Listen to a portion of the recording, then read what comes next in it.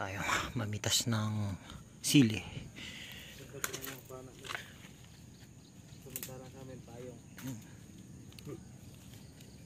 Kahit naman payong kasi maamo naman yung isda nun.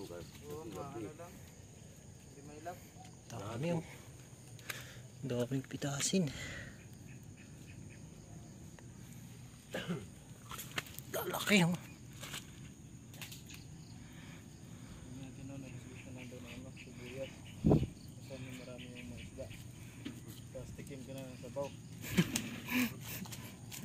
Sarap talaga yun.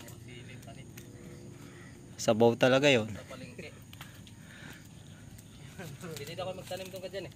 Ha? Pwede daw ako magtanim. Saan? Doon, kabila. Kay nanay? Kabilang pwesto. Yung di ba yung ay pa yata nakarating. Ang dami na agad oh.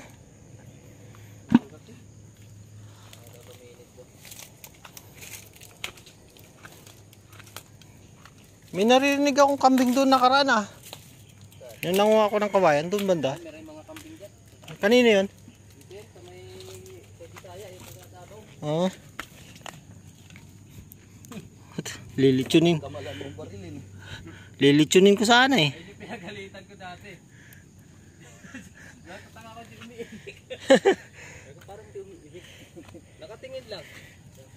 Hindi mo ba alam boundary namin yan? Kahit pinuputan yan. Katingin lang. Sa kanya na pala no. Sa kanya na? Buti hindi ka binanata no.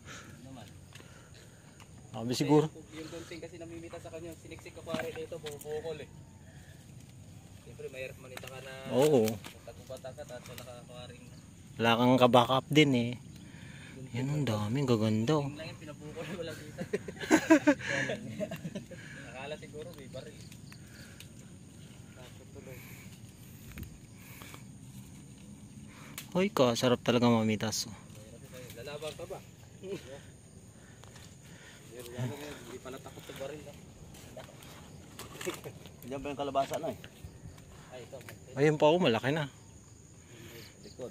Meron pa dyan sa likod mo. Bata ka. Yan eh. Dapat, di pa umiyak. Hindi pa naglalakad. Mahirap niya, naglakad na. Nakapunta sa palengke no, mag-isa. Naglalakad. Nalagay sa plastic. Ayan.